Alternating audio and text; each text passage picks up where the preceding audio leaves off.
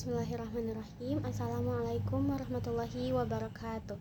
Innal hamdalillah nahmaduhu wa nasta'inuhu wa nastaghfiruh wa na'udzubillahi min syururi anfusina wa min sayyiati a'malina.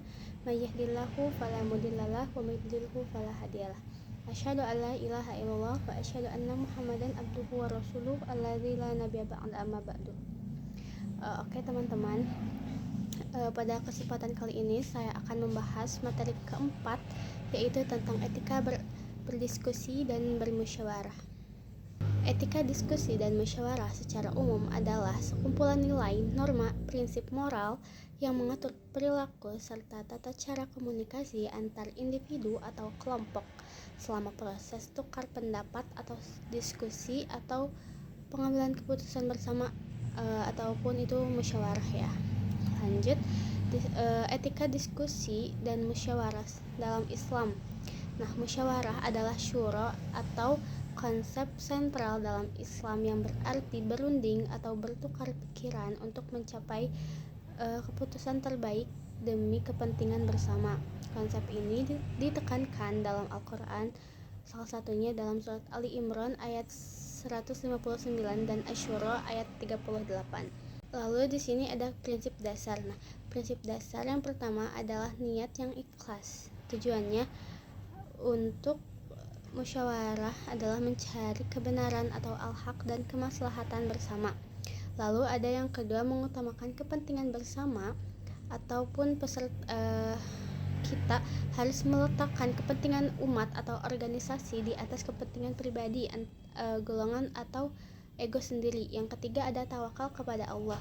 Nah, setelah kita berusaha semaksimal mungkin untuk berdiskusi dan mengambil keputusan, hasilnya diserahkan kembali kepada Allah. Itu sesuai dengan surat Ali Imran ayat 159.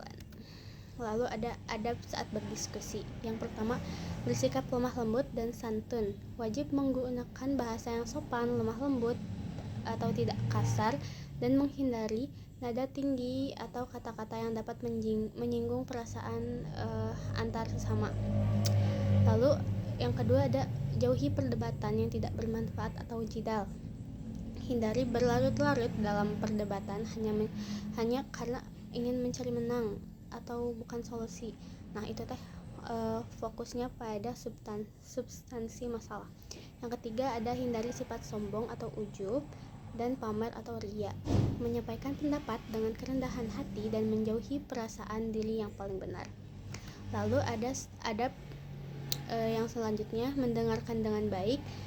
Jadi setiap individu wajib memperhatikan dan mendengarkan pendapat orang lain dengan sesama hingga selesai.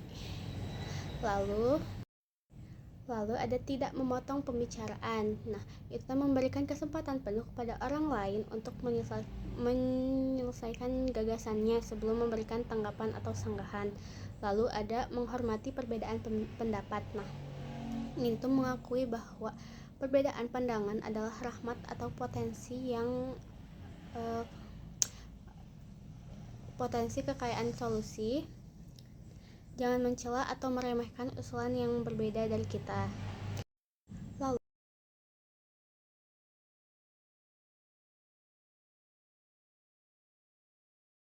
yang selanjutnya adalah sikap setelah keputusan atau pasca musyawarah. Nah, setelah proses diskusi mencapai kesepakatan atau mufakat, ada etika yang harus kita junjung tinggi. Yang pertama ada membulatkan tekad atau azam. Nah, setelah keputusan disepakati, semua pihak harus menerima dan mendukung keputusan tersebut dengan sepenuh hati meskipun awalnya berbeda pendapat. Yang kedua ada tanggung jawab bersama. Keputusan yang telah ditetapkan adalah tanggung jawab seluruh anggota, bukan hanya pihak yang hanya usulannya diterima, tapi semua wajib berpartisipasi dalam pelaksanaannya. Yang ketiga ada lapang dada dan mudah memaafkan. Nah, jika ada kekalahan atau dalam kayak suaranya tidak diambil dalam pengambilan suara atau penolakan ide, anggota tidak harus kecewa dan memaafkan jika ada salah ucap atau yang kata-kata yang menyinggung dari pihak lain. Nah, itu untuk menjaga persatuan atau ukhuwah Islamiyah. Lalu ada Yang terakhir adalah doa kafaratul majelis. Nah, sunahkan untuk menutup pertemuan dengan doa kafaratul majelis sebagai permohonan ampun atas segala kekurangan selama diskusi. Lalu yang terakhir ada kesimpulan. Musyawarah dalam Islam adalah syuro, dan yaitu proses perundingan yang bukan hanya sekadar mencari mufakat, tetapi sebuah ibadah yang bertujuan untuk mencapai kebenaran atau al-haq dan kemaslahatan bersama atau maslahat dengan bersandar pada tuntunan Allah Subhanahu wa taala. Sekian dari saya, mohon maaf bila banyak sekali kesalahan. Saya tutup dengan bacaan hamdalah. Alhamdulillahirabbil alamin. Wassalamualaikum warahmatullahi wabarakatuh.